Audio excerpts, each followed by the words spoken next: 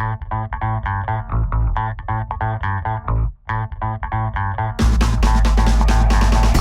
right, this is John Cola with okraw.com. Today we have another exciting episode for you, and I'm coming at you from my beautiful backyard garden here in February. As you guys can see, got all kinds of greens. Man, I have been like having a problem like keeping up with all my stuff growing.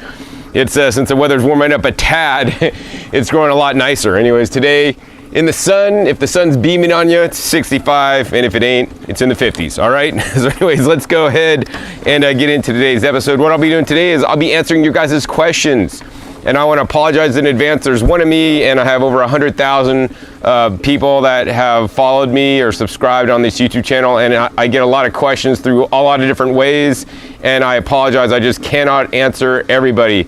My policy is actually to not answer anybody, because otherwise my full-time job would be answering your guys' questions, and I got a life to live. I gotta make my juice, I gotta prepare my food, I gotta put stuff in my freeze dryer, I gotta tend to my garden, I have to harvest my stuff, I have to run my business, I have to, you know, clean my house, all kinds of stuff. So I apologize if you do not get a response from me, if you write me through Facebook or Instagram or any other, you know, messaging through YouTube or messages or whatever. Don't think I'm ignoring you. I'm tapped out with time, all right? So maybe I need an assistant.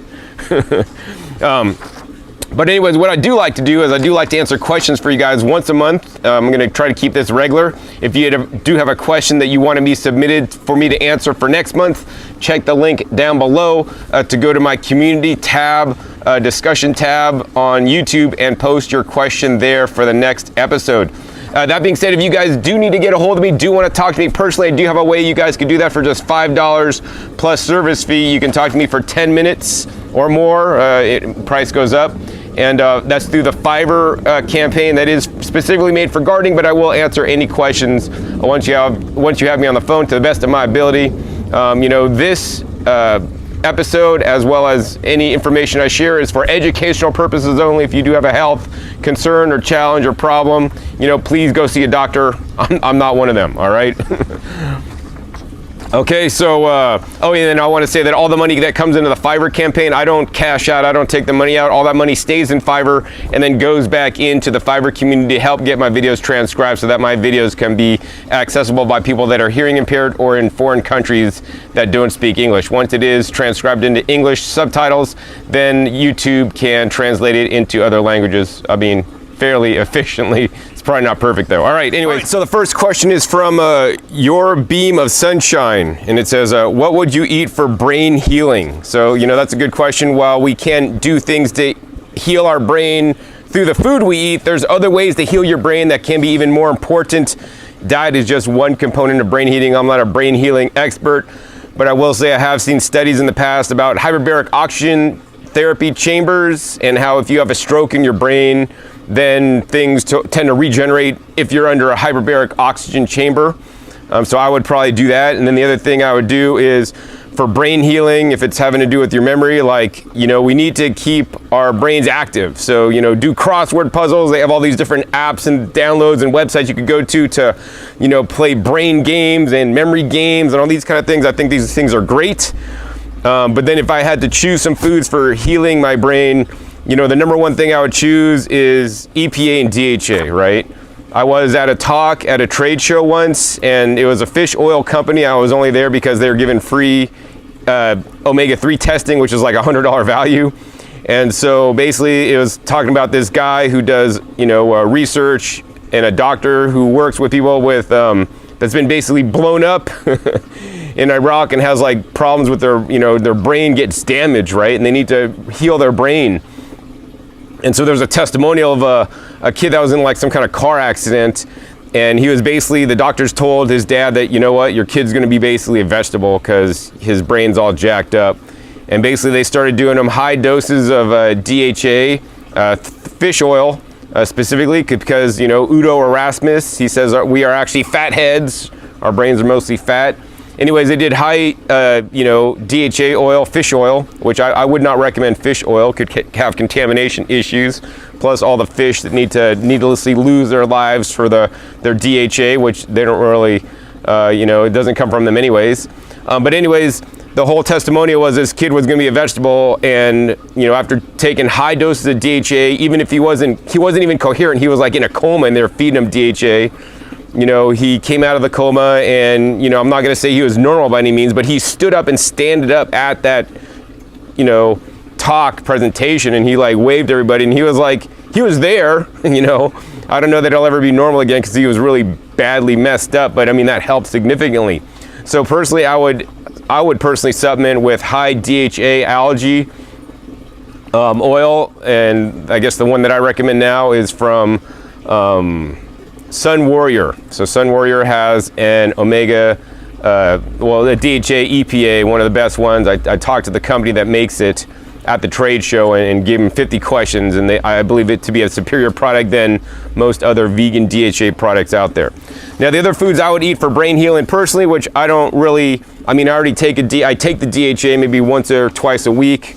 And then the other thing I do for brain healing, or to keep my brain healthy, because I don't really think I have to heal it in any major way, is I eat high antioxidant foods, And these foods have high antioxidants, purple foods, purple carrots, purple cabbage, beets.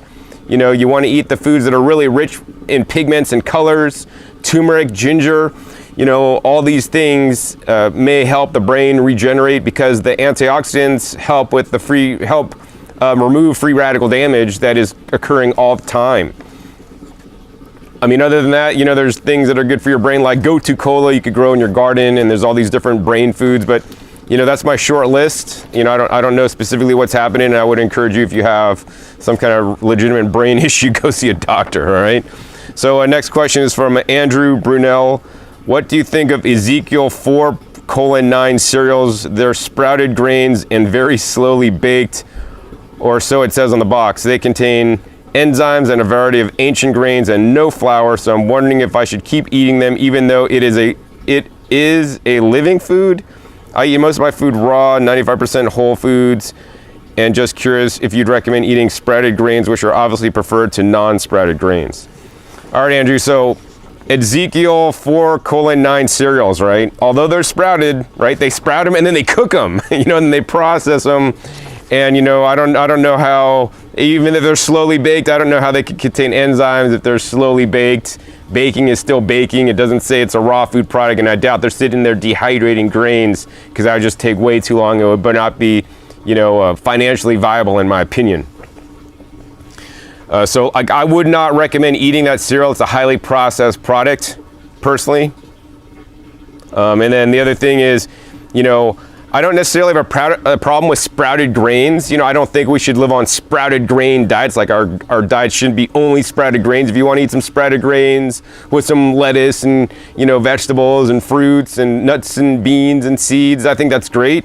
But the thing is, here's the thing, right? There's a difference between you sprouting the grains and having little tails on them and then eating them fresh versus letting somebody else sprout them and then cook them, and then it's all the processing is done behind the scenes and you don't know what they're doing to the food. I'm sure that brand is a health food company, so hopefully they're pretty aware, and I definitely would recommend, if you are going to eat Cheerios or Corn Flakes, the Ezekiel 4:9 cereals are probably better.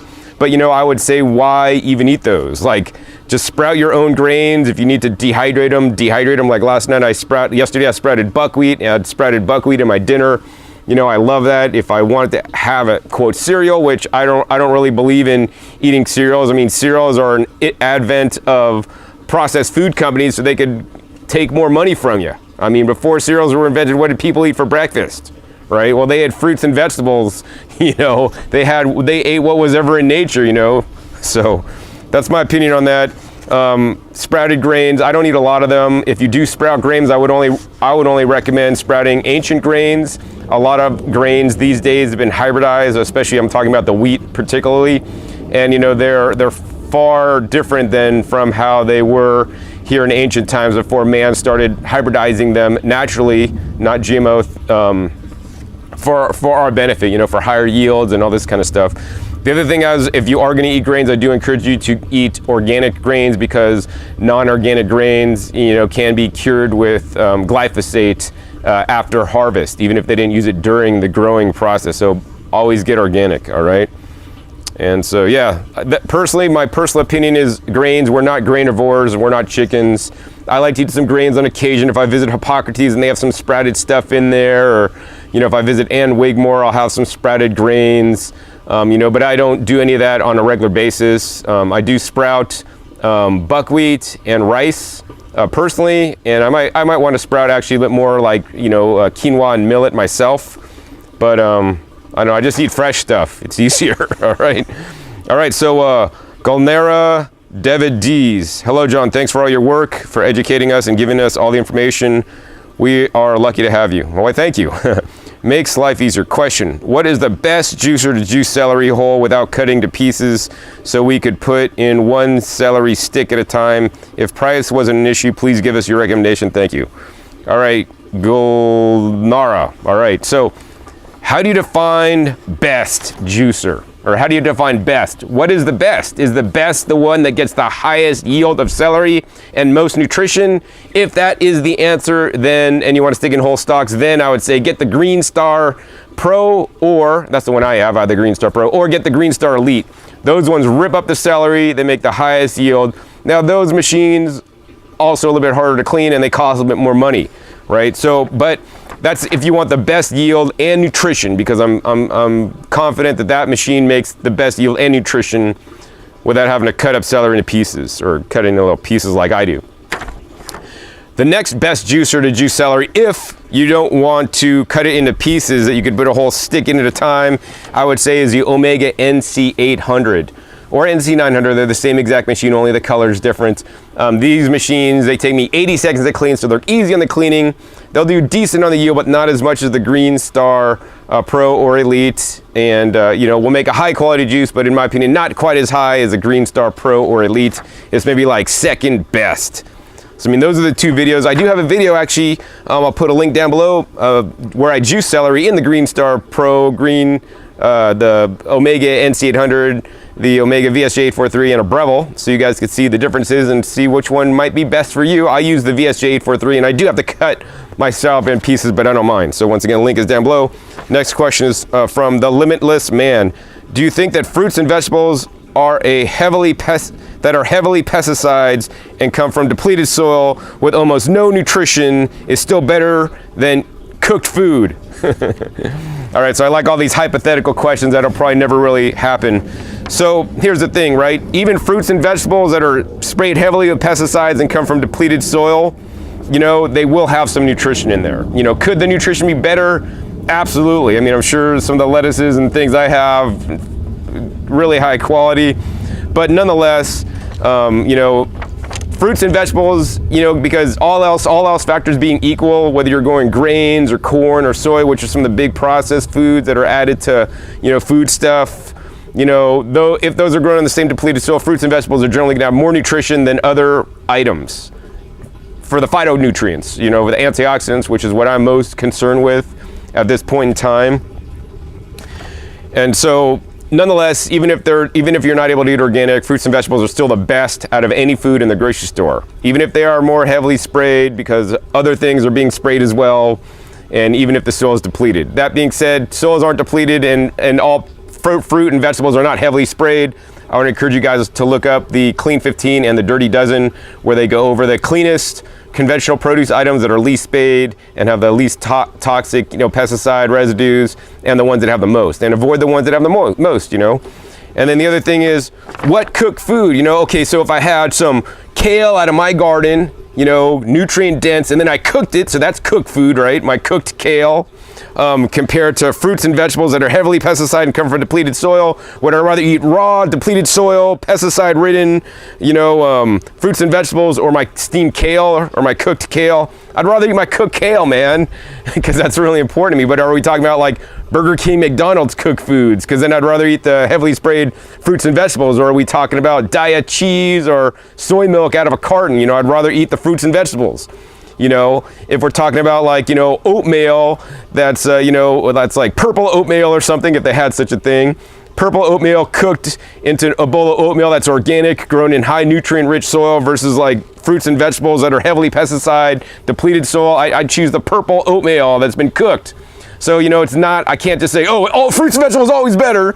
You know, I encourage you guys to do the best. Grow your own. Don't spray them with pesticides and put stuff in the soil like I do, 70 to 90 different trace minerals, so you could have really rich, good, delicious food. And more importantly, choose good varieties, right? Like I have green romaine here, but then next to it I have red romaine. And the red romaine's like at least 17 times more nutritious than the green romaine. I like to have the green because it just looks cool, but I tried to plant mostly red, if you guys see behind me. And then I also have things like, arugula, which is even more nutritious than lettuce. So I hope that answers your question. It's not this is better than that. It just kind of depends on what the item is. All right, Gabriel F. Opinions on garlic and onion fresh versus powdered and if they should be eaten. All right. So I like to try to always eat my produce fresh as possible. And here's the trick on onions and garlic. If you want the most nutritious garlic and onions, they're not even the bulbs. They're actually the onion greens or the onion tops or the chives that are still green and alive. Those have even more nutrients than the bulbs that are normally eaten. Of course, if you're getting bulbs, try to get red onions instead of white ones. They're gonna have more nutrition. And I always like to eat things fresh. So garlic, I like to harvest garlic chives out of my garden instead of actually eat garlic, which is a lot more milder in flavor and also more nutritious in my opinion. And so freshness is always better than powdered, but if you don't have fresh garlic or onions available, I will use powder. So I get like organic powder from, I think it's like Star West, Herbs or something like that. Or is it Frontier? One of those two companies. And I just have powdered onions and powdered garlic. And so sometimes when I run out of garlic or I don't have any left, I'll use the powdered stuff. So last night I made my dinner with fresh garlic, which was kind of old. So I basically only used the middles because it was actually sprouting. So I had the sprouted garlic, and then I used some sprouted or some dried powder in addition to kick up the flavor because I didn't quite have enough fresh garlic to put in.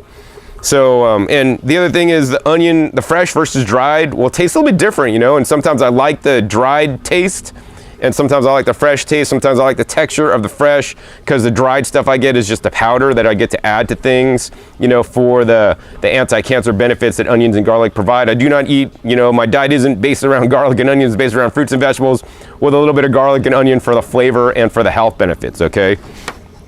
Should they be eaten? Well, that's a personal decision for you guys. There's been a while in my life where actually I really tried to avoid and not eat any large quantities of garlic and onions. But now at this point where I'm in my life, I believe onions and garlic should be used as a medicine. They should not necessarily be considered a food. We shouldn't eat large quantities of onions and garlic, but they do have medicinal benefits, and to ignore the medicinal benefits because of whatever reason, whether religious, yogic practice, taste, smell, or otherwise, I think, if health is your goal, then you should probably include them in some small regular amounts, in my opinion. And they should be eaten raw, or at least cut up raw and then cooked, not just cooked, because you need to get the enzymes that are in the raw products, mixed up first. And if you do have the powders, then I would recommend eating them with raw, garlic, so you have the active enzymes that could help, create further nutrients as they break down. All right, so next question is from Deepak Gutal. Do not experience negative effects from consuming plants from the allium family. So allium family plants are garlics and onions, and so do I not get negative effects? So I experience effects like anybody else, right? I put garlic taped to my neck one time because I had some kind of outbreak, and I'm like, oh, garlic kills anything. I taped garlic to my neck, and I woke up the next day with third-degree burns. So that's a negative effect of garlic. Garlic can be quite toxic, but once again, I consider it a medicine, not a food. We should eat it in, small quantities and not go crazy on the stuff. So garlic, negative effects I might get, like, when I woke up this morning, I had garlic on my breath. If I had a lover or if I had a girlfriend, they might not like my garlic breath. I'd probably think that they'd have to live with it and deal with it, and it would be all right because it's a natural smell. That could be a thing. You off gas, or you smell like garlic or onions. I mean, that could be a negative to some people. I really don't care how I smell. I'd rather smell like garlic and onions and cigarette smoke and, the smell of death and hamburgers.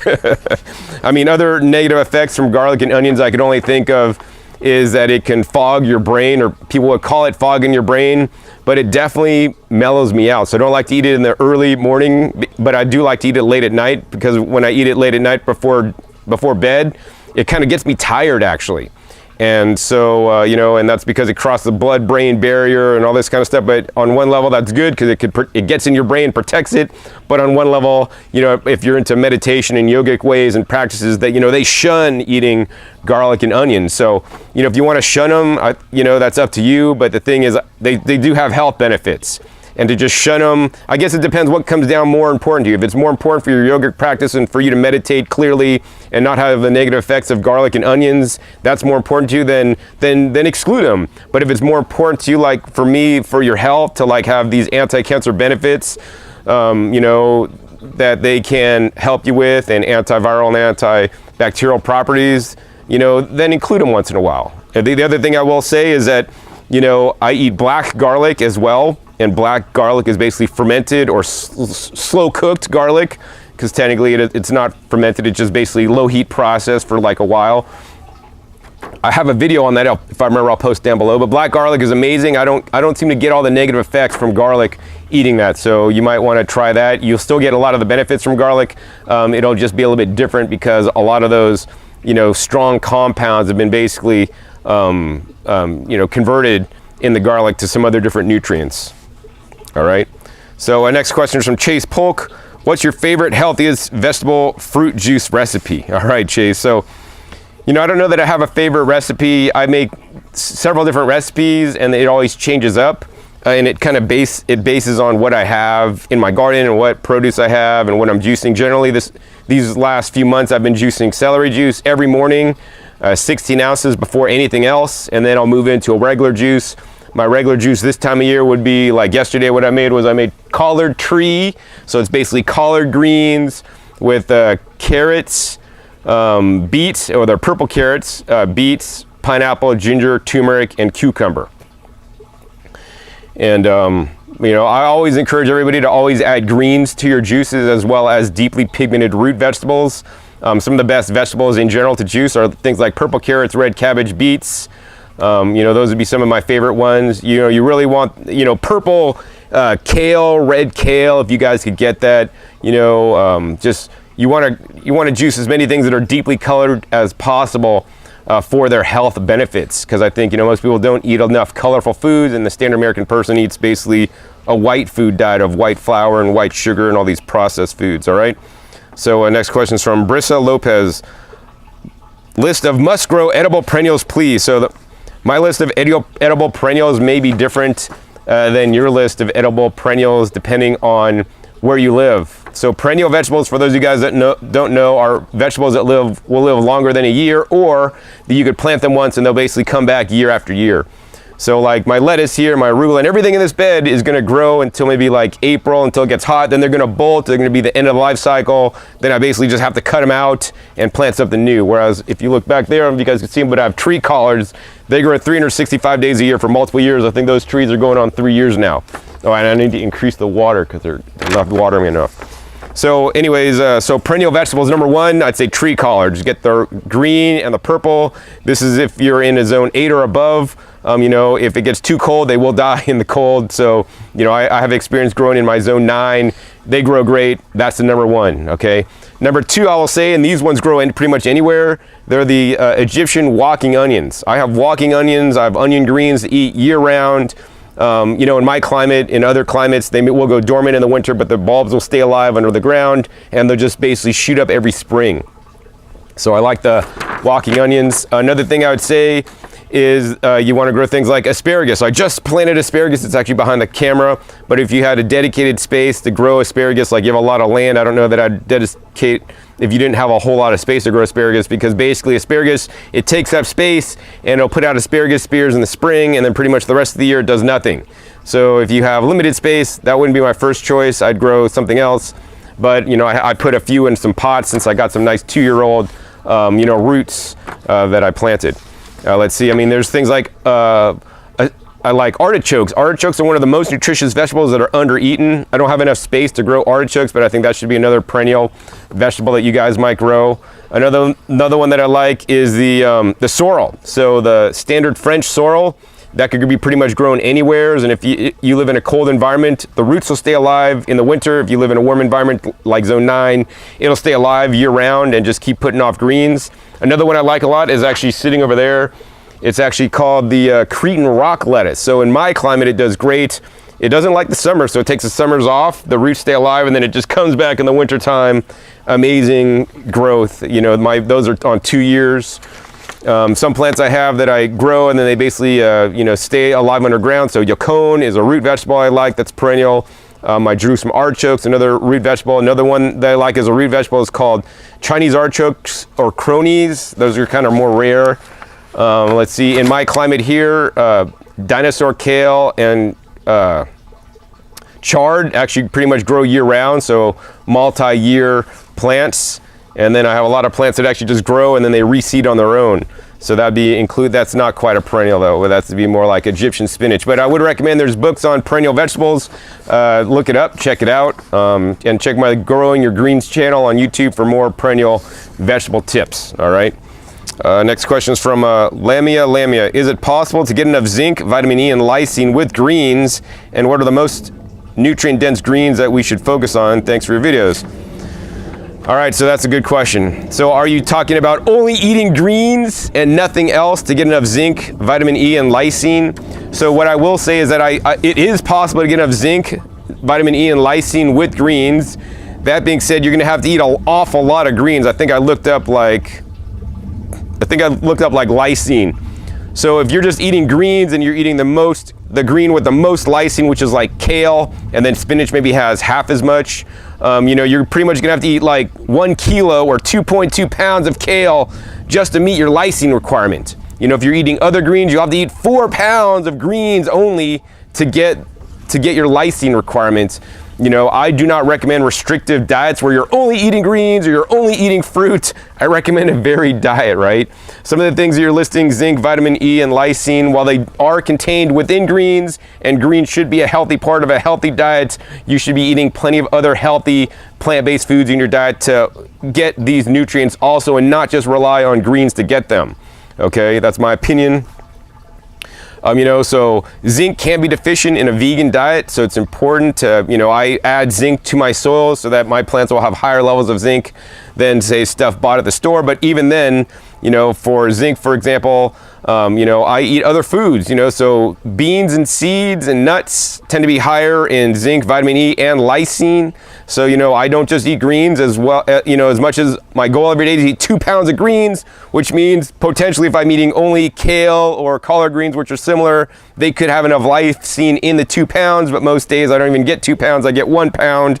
so then I'm not even meeting my lysine requirement, but then along with adding different nuts and seeds and also some beans such as green peas, which technically is a vegetable, you could call it.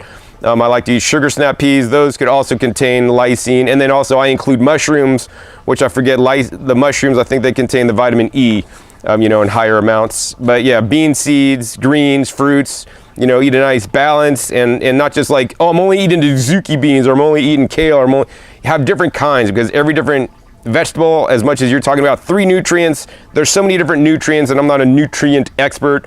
I know that every plant and every variety of plant has different nutrients depending on how the soil is grown, all this kind of stuff. So you want to just eat, you know, like I'll eat lettuce this today, tomorrow I'll eat kale, the next day I'll eat spinach, the following day I'll have Napa cabbage, the next day I'll have Todd soy, the next day I might eat some beet greens or chard, even though I don't like them so much.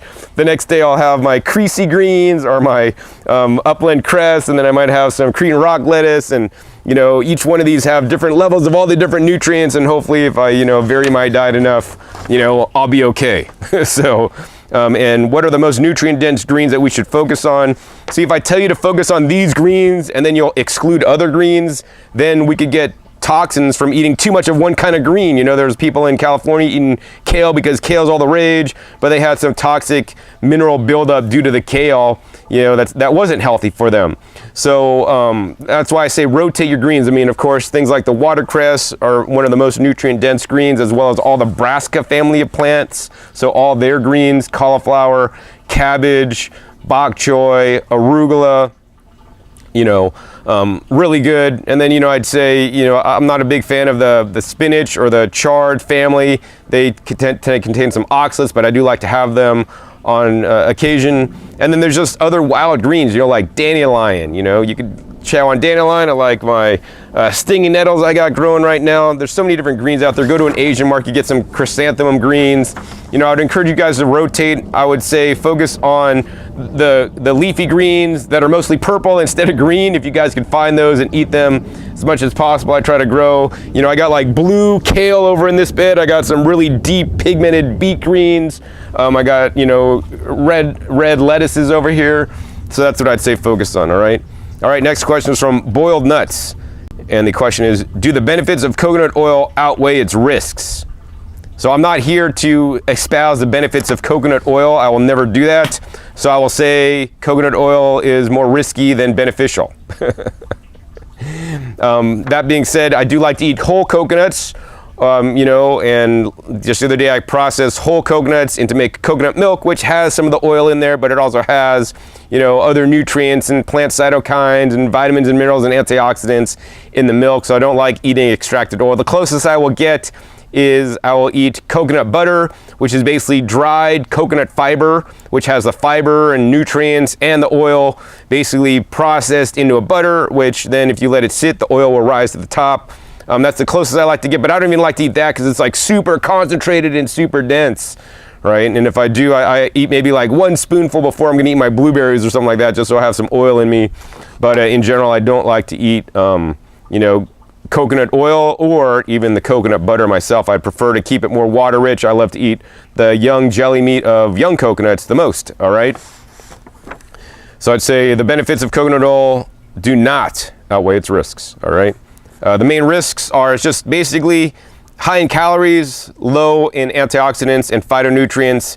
The other problem I see with the coconut oil is basically it displaces food. So I mean, 1 tablespoon of coconut oil, you could eat 1 tablespoon of coconut oil, it's like 120 calories, or you could eat like over a pound of greens, which would be the same amount of calories. And I mean, I have to tell you guys, the greens, 1 pound of greens is a lot more healthier and going to provide for your life a lot more efficiently and provide you some healthy fats in there too, you know, than just the coconut oil.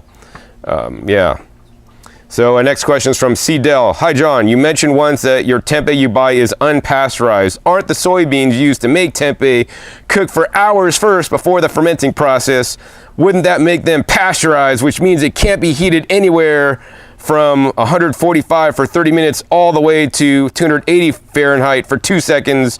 Or do you mean that after the tempeh is fermented, it is not pasteurized? Also, what harm does steaming or cooking do to the tempeh? All tempeh packages suggest sauteing or cooking the tempeh before eating it. I'm confused. Thank you. All right, so the first thing I will say is check the link down below to a video where I visit a tempeh maker in Hawaii, in Maui. Beautiful company over there. Hopefully they're still in business. They had the most amazing tempeh in the world, fresh, unpasteurized. And yes, the soy is cooked. You know, the beans are cooked before making it into the tempeh. So, you know, if that is your only judge, it's not raw, John, you're a criminal because you don't eat raw anymore. I mean, whatever, you can call me whatever you want. But so here's the thing, although the soybean is cooked, you know, and I wouldn't just eat cooked soybeans, what they do after that is they take bacteria and then they basically inoculate the bacteria onto the soy. So now the bacteria on the soy basically now break down and make the soy more bioavailable, make the nutrients more bioavailable. They break them down. They add a nice flavor profile, so you get a umami flavor, kind of like a little bit changed flavor. And then number 3, they create byproducts, right? So as the bacteria or mushroom or, you know, whatever is breaking it down, nutrients are being created. And so when you eat that, the tempeh that's been, you know, cooked and then fermented, then you get these benefits. In addition, you're getting beneficial probiotics because the tempeh I get, although it's cooked, they put the bacteria on it, and then I like to only eat it when it's actually not pasteurized after it's been fermented, right? And so that's special. Like the place in Maui does it, there's a place in Texas that does it, there's a place in California that'll basically not pasteurize. The place in Hawaii is the only company that I find that'll sell it fresh, and the fresh texture is amazing. Most companies to preserve it, because if it is not eaten within a week from the time it's made, it basically goes bad. Or well, it looks like it's going bad, even though it's not bad. That's another story. It turns black. So they actually have to freeze it to basically lock in the nutrients. It still has active cultures and active nutrients in there, but it's frozen, and then it loses a lot of the good, cool texture that I like, all right? So yeah, after the tempeh is fermented, then it's not pasteurized. All the stuff you guys buy in the store has been pasteurized. You know, if it's in a little plastic bag, whatever heat sealed plastic bag from Whole Foods or whatever, all those big chain companies, you know, those have been heat processed. Not to say that tempeh that way is bad. I prefer not to eat those tempehs. I like to get a raw tempeh because that I believe it'll have more nutrients in there. Now, the reason why it says all tempeh packages suggest sauteing or cooking tempeh before eating it is because in some instances there have been outbreaks with, you know, eating raw tempeh and getting quite ill or sick and potentially even losing your life. And that is because, not the tempeh process, because there are some rogue bacteria that got into the tempeh making process due to unsterile conditions that then, because the food was not heated or cooked, you know, then you could get sick from, you know. I mean, that's what's out there. I've asked many tempeh makers that sell it raw, and they say, yeah, we recommend cooking our tempeh. That's because they don't want to be held legally responsible. But I feel if it's made properly in a sanitary conditions, you know, I don't have a problem eating it raw, although I can't tell you guys to do that because that's up to you. All right, so yeah, check the link down below for the video. I explain a lot of this stuff in the video, all right? Next question is from Raw is My Religion. Vegans blame the raw diet for making so many go back to eating meat. Would love to hear your thoughts on this one. All right, raw is my religion. So number one, I don't think raw should be anybody's necessarily religion, but I think it shouldn't be a dogma, you know. Veganism shouldn't be a dogma either, basically, you know. I mean, we're all here just to try to do the best we can and hopefully eat the healthiest we can. And I guess that just depends on you and your values and your goals in life.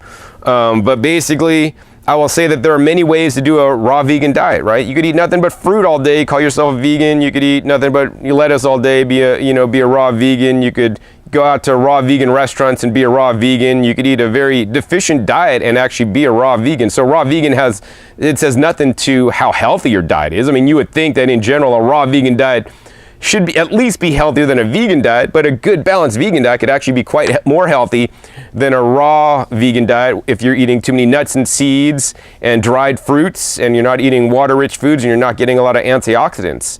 You know, I mean, it's probably better to steam up some kale than to have some, you know, dried date paste. And that's just my opinions on that. Although some people might argue with me, but John, we're frugivores. Can't believe you're recommending kale over fruit. You know what? Hey, fruit's great, but you know there's definitely benefits in vegetables, and that's why I like to process my vegetables. I don't like to generally just pick kale with long, you know, stems and just start chewing on it. They get stuck in my teeth. It's a hassle, but I would like to take that kale, run it through my juicer, and literally squeeze out the nutrients from the juice, from all the fibers, and get the soluble fiber as well as the nutrients into my juice. So that's why I think, you know, processing your vegetables to make them more digestible for us is definitely beneficial. But anyways, yeah, I mean, if you eat a raw vegan diet incorrectly, yeah, you'll be quite deficient and you may have cravings and you go back to what you know, which is eating basically standard American diet or non-vegan. You know, there's plenty of vegans that also could eat unhealthily and then get themselves in trouble as well and go back to being non-vegan. I know there's a lot of raw foodists online, and it's quite sad that, you know, some of the bigger raw food teachers online, you know, may teach you know, a diet, in my opinion, or at least did in the past, that was not super healthy, and they had large followings, and it got many people off to a wrong track, eating a raw vegan diet of maybe, in my opinion, too high in fruits and focusing on just carbs and sugar and not eating enough greens that are really balancing and not incorporating other foods. You know, like I try to tend to promote a more balanced raw vegan diet, and I don't necessarily even say that people need to be 100% raw, you know. I'm 99% raw. There's like, I've, you know, some things that I eat that are heat processed. I'll put a link down below to that video. 10 things I eat that are not raw. And so, yeah, so it could totally happen. I mean, you could eat any diet. You could eat a paleo diet and it could wreck you. And then you're going to go to vegan and then, you know, I mean, I think the problem is people just want to listen to what people want. You know, people just listen to what people want to do and then they don't think for themselves. And I think that's the biggest problem with America today. Is people just want to be told what to do. And I'm not ever going to tell you really what to do. I'm going to give you guys like a big broad spectrum. And people need to figure out for themselves what works. And if things are not working, they need to go out and not just keep doing because their guru says it's going to work. They need to go out and get blood tests. And they need to figure out what's exactly going on and then make improvements and adjustments so that it can succeed. And then if people are basically not succeeding on a raw vegan diet, it's not because a raw vegan diet failed them. It's because they failed themselves because they didn't, you know, do what was necessary to make it work, because it can work. Will it work for everybody? You know, I think a raw vegan diet, well balanced, could work for most people. You know, are there some people that may have malabsorption issues that may need to eat some other heat processed foods or maybe some animal foods in small quantities to get what they need? You know, I'm sure that's possible too. Everybody's different. I could say that, you know, raw vegan diets definitely work for me, but you know, I'm not just sitting there pounding in all kinds of stuff.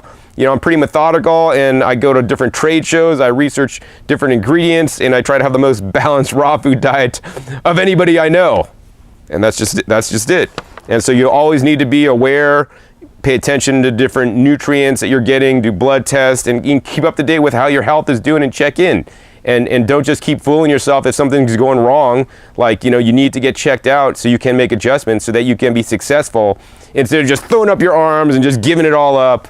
You know, like, oh, my girlfriend did this and I didn't like that, I'm breaking up with her. Instead of trying to like sit down with her, hey, I didn't like when you did this, and trying to work things out, right? People just like give up too easy, in my opinion. Plus they have a very, you know, approach that's like too dogmatic. I mean, that's the other thing. You know, raw foodists could be very dogmatic, which in some cases could be warranted, but in many cases is not. And that's basically with anything, raw foods, vegan foods, religion, or anything. All right. Anyways, next question is Pebbles for Red Jackson. John, is there any fruit or vegetable that you do not like to eat based on harvesting and quality issues? Have you had a bad experience eating a new fruit or vegetable for the first time? Oh my God, there are totally foods that I will not eat based on quality and harvesting issues. So, you know, I really don't like to eat bananas. You go buy organic bananas at the store and you barely ever see me ever buy organic bananas at the store. They're picked green, they're shipped in, they're gassed to ripen, and they just taste like cardboard to me. Maybe not cardboard, but they have no flavor and just like mush. It's drying, they're just a nasty texture. I mean, a lot of fruit is like that. Actually, I really don't like to eat store-bought peaches for that exact reason. They're usually picked too early. They never ripen up properly, and it's all about when they're harvested. If they're harvested too early, and then also it's about like post-harvest storage practices. So if like peaches are stored too cold, they're harvested too early, they might look good on the shelf, but they'll never ripen up until like that, you know, tree ripened peach, or even a peach at the farmer's market that's picked ripe and then is allowed to ripen, it goes soft, and that's because industry doesn't want their food to go bad before they sell it to you, otherwise they're going to lose their profits. I will say that there's, you know, if I wait and pick something in my garden that's ripe, I usually pretty much like it. You know, there's new flavors, new taste sensations, you know, that I've experienced before. Let's see, I ate recently in a gardening video, I had an unripe poha berry or Cape gooseberry. It was so nasty. I never did that before, I just did it for the video. But yeah, I mean, most things I don't like to eat if they're not ripe. Like leafy greens, kind of like, actually I prefer to eat them in most cases when they're actually young and tender and small leaved, versus like nice large leaves. The larger leaves generally I'll tend to juice. The smaller leaves I tend to eat for salads, right? And there's exceptions to that.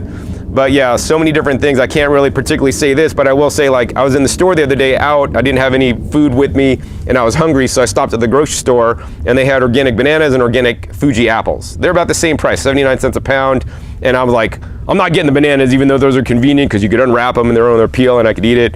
I'm like, I'm getting the apples, because number one, the apples, overall, apples are gonna taste better than, you know, picked early.